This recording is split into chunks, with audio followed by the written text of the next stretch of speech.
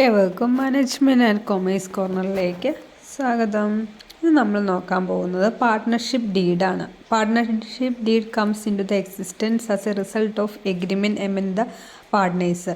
എന്താണ് partnership deed എന്ന് പറഞ്ഞു കഴിഞ്ഞാൽ പാർട്ട്നേഴ്സ് തമ്മിലൊരു എഗ്രിമെൻറ്റ്, അതാണ് എഗ്രിമെൻറ്റ് വയ്ക്കും. അതായത് പാർട്ട്ണർഷിപ്പ് തുടങ്ങുകയാണ്, പാർട്ട്ണർഷിപ്പിൽ ഒരു എഗ്രിമെൻറ്റിൻ്റെ ബേസിൽ അവർ തുടങ്ങുകയാണ്.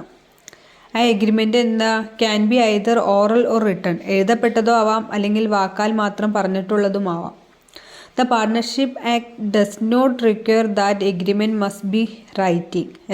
പാർട്ട്ണർഷിപ്പിൻ്റെ ആക്റ്റിൽ ഒരിക്കലും പറയുന്നില്ല പാർട്ട്ണർഷിപ്പ് എഗ്രിമെൻ്റ് എന്ന് പറയുന്നത് റൈറ്റ് ചെയ്താൽ മാത്രമാണ് അതൊരു എഗ്രിമെൻ്റായിട്ട് കൺസിഡർ ചെയ്യുള്ളൂ എന്ന് ഒരിക്കലും പറഞ്ഞിട്ടില്ല. But whether it is writing the document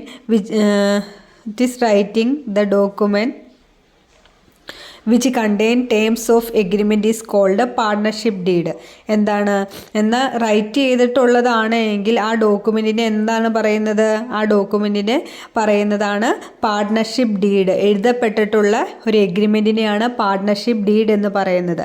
ഇത് generally contain the details about all the aspects of affecting relationship between the partners, including the objective of business, contribution of capital by each partners, ratio in which the profit and loss will be shared by the partners, and entitlement of partners to interest on capital, interest on loan, etc. പറഞ്ഞിരിക്കുന്നത് ആ ഡീഡിൽ അതിനകത്ത് contain ചെയ്തിരിക്കുന്നത് എന്തെങ്കിലായിരിക്കും? എല്ലാ aspects of അവരുടെ relation, പാർട്ട്നേഴ്സിൻ്റെ relations അവർ തമ്മിലുള്ള റിലേഷനും അതിൻ്റെ ഒബ്ജക്റ്റീവ്, ബിസിനസ്സിൻ്റെ ഒബ്ജക്റ്റീവും എല്ലാം അതിനകത്ത് ഇൻക്ലൂഡ് ചെയ്തിട്ടുണ്ടായിരിക്കും. കോൺട്രിബ്യൂഷൻ, ക്യാപിറ്റൽ എങ്ങനെയാണ് കോൺട്രിബ്യൂട്ട് ചെയ്തിരിക്കുന്നത്, ആ കോൺട്രിബ്യൂട്ട് ചെയ്തിരിക്കുന്ന ക്യാപിറ്റലിന് ഇൻട്രസ്റ്റ് എത്ര വരണം, അതുപോലെ ലോൺസ് അവരെടുത്തിട്ടുണ്ടെങ്കിൽ ഇൻട്രസ്റ്റ് ഓൺ ലോൺ എങ്ങനെയൊക്കെയാണ്, അതെല്ലാം ഈ പാർട്ട്ണർഷിപ്പ് ഡീഡ്, പാർട്ട്ണർഷിപ്പ് എഗ്രിമെൻറ്റിൽ മെൻഷൻ ചെയ്തിട്ടുണ്ടായിരിക്കും. The clause of partnership deed can be altered with the consent of all the partners. The deed should be properly drafted and prepared as per the provision of stamp act and preferable registered with the register of firm. ഇതെല്ലാം stamp ആ എഗ്രിമെൻറ്റിൽ stamp ആ എഗ്രിമെൻറ്റിൻ്റെ ഇതിനകത്ത് partnership deed എന്ന് എഴുതിയിട്ട് ആ പാർട്ട്ണർഷിപ്പും കാര്യങ്ങളും എല്ലാം mention ചെയ്തിട്ടുണ്ടാവും. അതിനകത്ത് സ്റ്റാമ്പ് പതിച്ച് രജിസ്റ്റർ അതിനകത്ത് സൈൻ ചെയ്തിട്ടും ഉണ്ടാവും. അതാണ് പാർട്ട്ണർഷിപ്പ് ഡീഡ് എന്ന് പറയുന്നത്. പാർട്ട്ണർഷിപ്പ് ഡീഡിൽ അപ്പോൾ എന്തൊക്കെ വരാം? The partnership usually contain the following details: name and address of the firm and its main business. ഫേമിൻ്റെ പേര് വരും, അതുപോലെ തന്നെ ആ ബിസിനസ് ഇത് ചെയ്യുന്നത്, റൺ ചെയ്യുന്ന ബിസിനസ് അതിൻ്റെ ഇതെന്താണെന്നുള്ളതാണ് അടുത്ത ഇതിൽ വരുന്നത്. Second, the name and address of all partners. ആ പാർട്ട്ണർഷിപ്പിലുള്ള എല്ലാ മെമ്പേഴ്സിൻ്റെയും അഡ്രസ്സും അതിൻ്റെ നെയിമും അഡ്രസ്സും അതിനകത്ത് മെൻഷൻ ചെയ്തിട്ടുണ്ടായിരിക്കും. The amount of capital to be contributed by each partners. ഓരോ പാർട്ട്നേഴ്സും എത്ര എമൗണ്ടാണ് അതിനകത്ത് ക്യാപിറ്റലായിട്ട് കോൺട്രിബ്യൂട്ട് ചെയ്തിരിക്കുന്നത്, അതെല്ലാം അതിനകത്ത് മെൻഷൻ ചെയ്തിട്ടുണ്ടാവും. The accounting period of the firm. Accounting period, ആ ഫേമിൻ്റെ അക്കൗണ്ടിങ് പീരീഡ് എന്ന് വരെയാണ് ഇത് ചെയ്യുന്നതെന്നുള്ളത് കൃത്യമായിട്ട് മെൻഷൻ ചെയ്തിട്ടുണ്ടായിരിക്കും. The date of commencement of partnership. ആ പാർട്ട്ണർഷിപ്പ് എപ്പോഴാണ് കമൻസ് ചെയ്തത്, ആരംഭിച്ചത് എന്താണെന്നുള്ള ഡേറ്റ് കൃത്യമായിട്ട് മെൻഷൻ ചെയ്തിട്ടുണ്ടായിരിക്കണം. The rule regarding the operation of bank accounts. Bank accounts എങ്ങനെയാണ് ഓപ്പറേറ്റ് ചെയ്യുന്നത് എന്നുള്ള കാര്യങ്ങളെല്ലാം മെൻഷൻ ചെയ്തിട്ടുണ്ടായിരിക്കും. Rules regarding operation of bank accounts പറഞ്ഞു നമ്മൾ. Profit and loss sharing ratio. Profit ആണെങ്കിലും ലോസ് ആണെങ്കിലും എങ്ങനെയാണ് ഷെയർ ചെയ്യുന്നതെന്ന് നമ്മൾ കൃത്യമായിട്ട് അതിനകത്ത് മെൻഷൻ ചെയ്തിട്ടുണ്ടായിരിക്കും. Rate of interest on capital and drawings. ഡ്രോയിങ്സും എല്ലാം ലോൺസ് എടുത്തിരിക്കുന്ന അതിൻ്റെ ഇൻട്രസ്റ്റ് ഓൺ ക്യാപിറ്റൽ ഇൻട്രസ്റ്റ് എങ്ങനെയായിരിക്കും എന്നുള്ളത് മെൻഷൻ ചെയ്തിട്ടുണ്ടായിരിക്കണം. The mode of auditors appointment if any. Auditors അപ്പോയിൻമെൻറ്റോ കാര്യങ്ങളോ എന്തെങ്കിലും ഉണ്ടെങ്കിൽ അതെങ്ങനെയാണ് ഓഡിറ്റ് ചെയ്യേണ്ടത് അതിനെക്കുറിച്ചൊരു മെൻഷൻ ചെയ്തിട്ടുണ്ടായിരിക്കും. Salary commission etcetera if payable to any partners. Salary commission, അതായത് പാർട്ട്ണർഷിപ്പിൽ എല്ലാ പാർട്ട്നേഴ്സും ഒരുപോലെ വർക്ക് ചെയ്യുന്നതുകൊണ്ടായിരിക്കില്ല. ഡെയിലി സ്ഥിരമായിട്ട് വർക്ക് ചെയ്യുന്നവർക്ക് എത്ര പെർസെൻറ്റേജ് ഓഫ് കമ്മീഷൻ കൊടുക്കുക, അല്ലെങ്കിൽ സാലറി ആയിട്ട് ഇത്ര രൂപ മാസം കിടക്കാം. ബാക്കി ഉള്ളവരെ ഇപ്പോൾ ഒരു ഫേം ആണെങ്കിൽ അതിനകത്തേക്ക് വരുമോ ആക്റ്റീവായിട്ട് നിൽക്കുകയോ ചെയ്യുന്നില്ല. ആക്റ്റീവായിട്ട് നിൽക്കുന്ന ആൾക്ക് സാലറി കൊടുക്കാമെന്ന് എല്ലാവരും കൂടെ തീരുമാനിക്കും.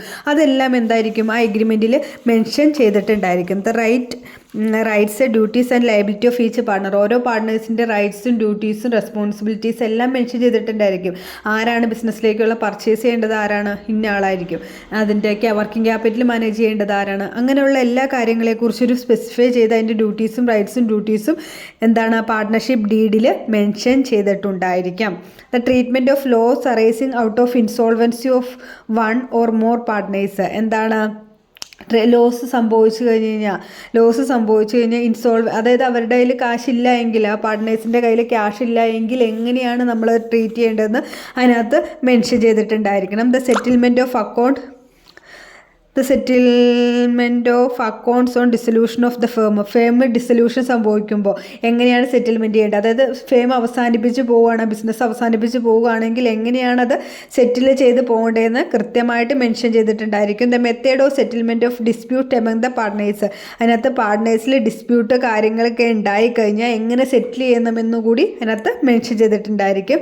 The method of settlement of dispute among the partners അത് മെൻഷൻ ചെയ്തിട്ടുണ്ടെന്ന് പറഞ്ഞു.